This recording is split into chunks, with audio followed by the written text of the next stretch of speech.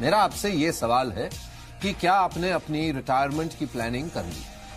मेरे सवाल पूछते ही आपके दिमाग में एक नाम घूम रहा होगा और शायद वो नाम है नेशनल पेंशन स्कीम, जिसे हम एनपीएस भी कहते हैं। जी हां, सरकार ने बड़े जोर शोर से इस स्कीम को इसलिए शुरू किया था ताकि सब लोगों को सोशल सिक्योरिटी मिल सके। लेकिन डीएनए मनी में हमने अपनी रिसर्च में पाया कि एनपीएस आपके रिटायरमेंट का सही सोल्यूशन नहीं बन पा रहा है। तो क्या एनपीएस जैसी स्कीम टैक्स फ्री नहीं होने की वजह से एक फेल प्रोडक्ट बनती जा रही? इसलिए आज हमने एनपीएस का डीएनए टेस्ट करने का फैसला किया है। आज हम ये जानने की कोशिश करेंगे कि एनपीएस को और बेहतर कैसे किया जा सकता है। भारत जैसे देश में पेंशन आज भी लोगों की जिंदगी का अहम हिस्सा नहीं है। अगर सरकारी नौकरी करने वालों को छोड़ दें तो कोई इसे अपनी सामाजिक सुरक्षा का अहम हिस्सा नहीं मानता। इसकी एक वजह यह भी है कि सरकार के पास इतने संसाधन नहीं है कि वो खुद पहल कर इतनी बड़ी आबादी को पेंशन जैसी सोशल सिक्योरिटी प्रदान करे। सरकार पर पहले ही सरकारी नौकरी करने वाले कर्मचारियों की पेंशन का भार है। ऐसे में सरकारी नौकरी से बाहर लोगों को कैसे पेंशन का हिस्सा बनाया जाए, ये सबसे बड़ा सवाल था। भारत में पेंशन की जरूरत क्यों हुई, इसे जरा इस तरह से समझिए। भारत की करीब 75% आबादी ग्रामीण इलाकों में रहती है। भारत में 32 करोड़ लोग सैलरी पर काम करते हैं, जबकि 16 करोड़ लोग सेल्फ एम्प्लॉयड हैं, जबकि 10 करोड़ लोग कॉन्ट्रैक्ट यानी दैनिक दिहाड़ी पर काम करते हैं। ऐसे में इतनी बड़ी वर्क फोर्स को पेंशन जैसी सामाजिक सुरक्षा देना सबसे बड़ा काम था। इसी को ध्यान में रखकर सरकार ने द ओएसिस प्रोजेक्ट शुरू किया था, जिसका मकसद उन लोगों को भी पेंशन के दायरे में लाना था जिनके पास किसी तरह की सोशल सिक्योरिटी नहीं थी। ओएसिस प्रोजेक्ट ने साल 2000 में सरकार को अपनी रिपोर्ट सौंपी। इसके बाद सरकार ने 10 अक्टूबर 2013 को पेंशन फंड नियामक एवं विकास प्राधिकरण यानी pension fund regulatory and development authority की स्थापना की, जिसने 1 जनवरी 2004 को नेशनल पेंशन सिस्टम लॉन्च किया, जिसका मुख्य उद्देश्य रिटायर्ड व्यक्तियों के लिए रिटायरमेंट इनकम प्रोवाइड कराना था। एनपीएस ने 1 मई 2009 को गैर संगठित क्षेत्र के लोगों को भी इसमें शामिल किया। इससे पहले पेंशन केवल सरकारी कर्मचारियों को मिलती थी, जो सरकार की तरफ से मिलती थी। लेकिन 2003 के बाद जो लोग सरकारी नौकरी में नियुक्त हुए, उन्हें सरकार की तरफ से मिलने वाली पेंशन को बंद कर दिया गया और उनको एनपीएस में शामिल कर दिया गया। सरकार ने एनपीएस को एक बड़ी सोशल सिक्योरिटी योजना के तहत आगे प्रमोट किया है, लेकिन तमाम कोशिशों के बावजूद एनपीएस आखिर इतनी पॉपुलर क्यों नहीं हो पाई है, ये सवाल आज हम डीएनए मनी में उठा रहे हैं। डीएनए मनी की रिसर्च के मुताबिक एनपीएस में सबसे बड़ी समस्या लिक्विडिटी की होती है। इसमें आप निकासी एक निश्चित अवधि के बाद ही कर सकते हैं, उससे पहले नहीं। वहीं दूसरी बड़ी समस्या इसमें टैक्स को लेकर होती है। वो ये है कि एनपीएस में किए गए निवेश का 40% हिस्सा ही सिर्फ टैक्स फ्री होता है, जबकि बाकी के 60% पर आपको टैक्स देना होता है। वहीं इसमें आप पूर्ण निकासी नहीं कर सकते हैं। आपको एक निश्चित राशि एन्युइटी में देनी होती है और इस एन्युइटी पर कितना ब्याज मिलेगा वो कंपनियां तय करती हैं। मौजूदा समय में एन्युइटी रेट 7 से 8% के आसपास है, जो कि बाकी स्कीमों के मुकाबले काफी कम जान पड़ता है। लिहाजा एनपीएस थोड़ा कम तर जान पड़ता है। तो क्या हमें एनपीएस में निवेश से बचना चाहिए? ऐसे में कई सवाल और खड़े होते हैं। क्या एनपीएस का मकसद फेल हो गया है? क्या एनपीएस को बाजार में मौजूद बाकी स्कीमों के बराबर लाना चाहिए ताकि लोग निवेश के लिए ज्यादा प्रोत्साहित हों? क्या एनपीएस को टैक्स फ्री नहीं कर देना चाहिए? आज डीएनए मनी में हम यही सवाल पूछ रहे हैं। DNA money report. अब हम आपको बताते हैं कि नेशनल पेंशन स्कीम यानी एनपीएस है क्या, इसे कब शुरू किया गया था और इसका मकसद क्या था और कहां जाकर इसमें दिक्कत शुरू हुई है।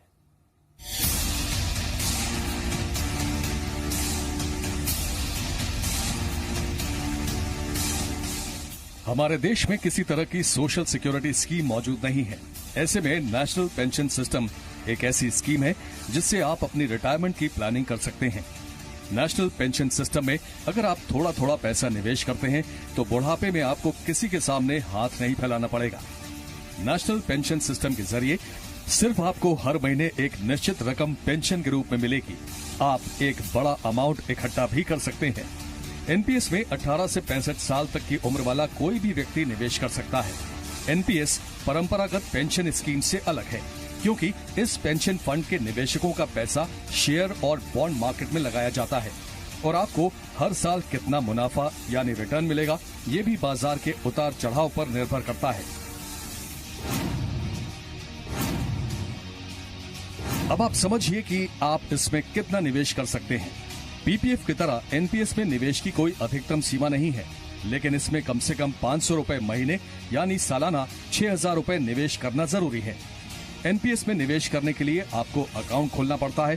अकाउंट खुलवाने के बाद परमानेंट रिटायरमेंट अकाउंट नंबर मिलता है। एनपीएस में 2 तरह के अकाउंट होते हैं, टीयर 1 अकाउंट और टीयर 2 अकाउंट। टीयर 1, टीयर 2 के चक्कर में आप किसी तरह की परेशानी में पड़े उससे पहले हम आपको इनका अंतर बता देते हैं।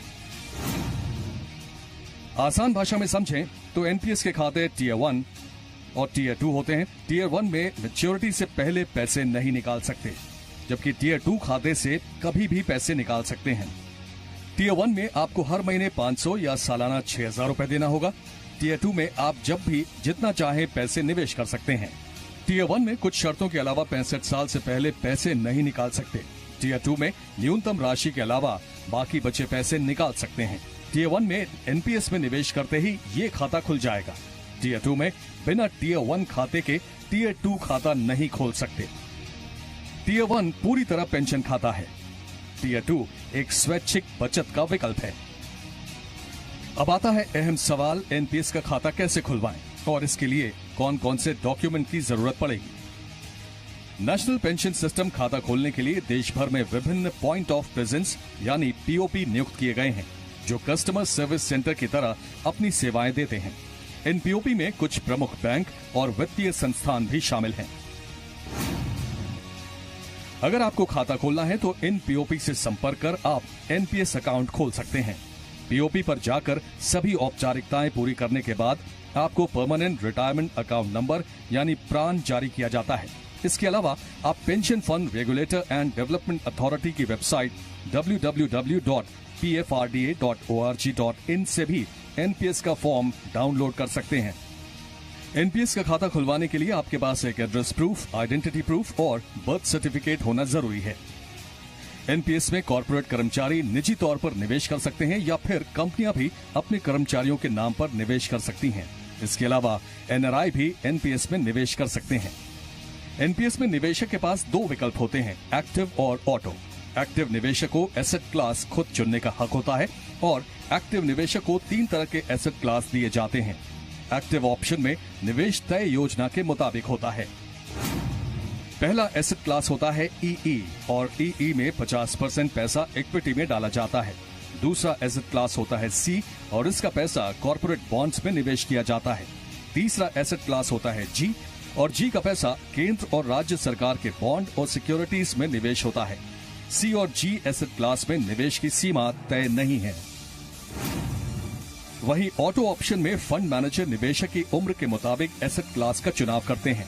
18 से 35 साल के निवेशक का 50% इक्विटी, 30% कॉर्पोरेट बॉन्ड्स और 20% सरकारी सिक्योरिटीज में निवेश किया जाता है। 36 साल के बाद हर साल 2% इक्विटी निवेश कम हो जाता है। 55 साल तक पहुंचने पर इक्विटी केवल 10% रह जाता है। ऑटो ऑप्शन में रिटायरमेंट तक इक्विटी में निवेश कम हो जाता है। इनकी सबसे जरूरी बात आपको बता देते हैं कि एनपीएस से होने वाली आय टैक्सेबल होती है। स्कीम से निकाले गए 40% पैसे पर कोई टैक्स नहीं लगता, जबकि बाकी की 60% इनकम टैक्सेबल होती है। अब इसे एक उदाहरण की मदद से समझिए। मान लीजिए आप 25 साल की उम्र में एनपीएस के जरिए रिटायरमेंट प्लानिंग शुरू करते हैं, तो 65 साल तक कितना पैसा जोड़ पाएंगे। एनपीएस में अगर आप 25 साल की उम्र में हर महीने 2,000 रुपए प्रति माह जमा करते हैं तो 12% रिटर्न के हिसाब से आप 40 साल बाद करीब 2 करोड़ 37 लाख रुपए की रकम जमा कर सकते हैं।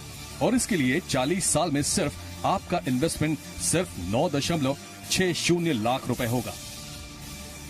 हालांकि जब आप पैसे निकालेंगे तो सिर्फ 40% फ्री होगा, जबकि इस रकम के 60% हिस्से पर आपको टैक्स देना होगा। यहाँ एक बात और बताते हैं कि अगर आप एनपीएस का निवेश बीच में रोकते हैं तो आपका अकाउंट फ्रीज हो सकता है और अकाउंट दोबारा ओपन करवाने पर हर साल के हिसाब से पेनल्टी देनी पड़ती है। तो अब हम आपको एनपीएस से जुड़ी कुछ और जानकारी देते हैं। पहले आपको ये बताते हैं कि अगर आप एनपीएस में निवेश करते हैं तो आपको इनकम टैक्स में भी छूट मिलती है, लेकिन पहले पड़ाव पर। सवाल यह है कि क्या इनकम टैक्स में छूट के लिए एनपीएस में निवेश करना चाहिए? एनपीएस में मिलती है टैक्स छूट। कब निकाल सकते हैं अपना पैसा? कितना फायदेमंद है एनपीएस?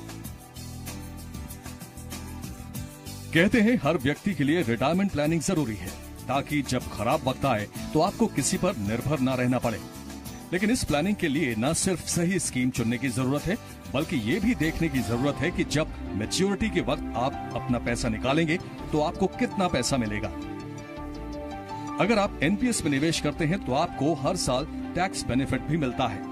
एनपीएस में इनकम टैक्स के सेक्शन 80 CCD1 के तहत आपको हर साल 1.5 लाख तक की छूट मिलती है, जबकि सेक्शन 80 CCD1B के तहत 50,000 रुपए की अतिरिक्त छूट मिलती है। कंपनियों को भी अपने कर्मचारियों के लिए कंट्रीब्यूशन पर 80 CCD के तहत टैक्स बेनिफिट मिलता है। वैसे जब भी हम एनपीएस की बात करते हैं तो हमारे जहन में PFRDA यानी pension fund regulatory and development authority का नाम आता है। ये सच है कि PFRDA इस स्कीम को संचालित करता है, लेकिन आप कैसे ज्यादा से ज्यादा कमाई कर सकते हैं और आपके पैसे कौन से ऐसी कंपनी या बॉन्ड में लगाए जाएं जहां से आपको ज्यादा से ज्यादा मुनाफा मिले, इसके पीछे कुछ फंड हाउस काम करते हैं। इन फंड हाउस का काम आपके पैसे को इन्वेस्ट करना है ताकि आपको एनपीएस के जरिए अच्छा रिटर्न मिल सके। नेशनल पेंशन स्कीम के 8 फंड मैनेजर हैं। हर एक फंड मैनेजर 3 फंड मैनेज करता है। हालांकि निवेशक एक ही फंड मैनेजर का चुनाव कर सकते हैं। ये 8 फंड मैनेजर कुछ इस तरह हैं: HDFC pension management, ICICI prudential pension fund management, Kotak Mahindra pension fund, LIC pension fund, Reliance capital pension fund, SBI pension fund, UTI retirement solutions, pension fund with Birla Sun Life insurance. अब आती है बात कि आप एनपीएस से कब और कितना पैसा निकाल सकते हैं। चूंकि एनपीएस एक पेंशन प्रोडक्ट है, लिहाजा सामान्य परिस्थितियों में आप 65 साल से पहले पैसा नहीं निकाल सकते, लेकिन कुछ खास मकसद के लिए ऐसा किया जा सकता है। अगर आप कम से कम 10 साल तक एनपीएस में पैसा जमा करते हैं तो बच्चों की पढ़ाई या शादी और पहला घर बनवाने के लिए 25% रकम निकाल सकते हैं। इसके अलावा अपनी पत्नी, बच्चों या माता पिता की किसी गंभीर बीमारी के इलाज के लिए भी ये रकम निकाली जा सकती है। जिन बीमारियों के लिए आप पैसा निकाल सकते हैं उनमें केवल 13 बीमारियां शामिल हैं। वैसे आप पूरी स्कीम के दौरान बीच में सिर्फ 3 बार ही पैसे निकाल सकते हैं, लेकिन इन 3 बार के बीच भी कम से कम 5 साल का अंतर होना जरूरी है। नियमों से साफ है कि सरकार भी इस स्कीम को सोशल स्कीम की तरह पेश करना चाहती है, ताकि आप रिटायरमेंट प्लानिंग की तरफ बढ़ सकें और छोटी छोटी रकम जोड़कर अपने रिटायरमेंट को खुशहाल बना सकें। Report DNA money.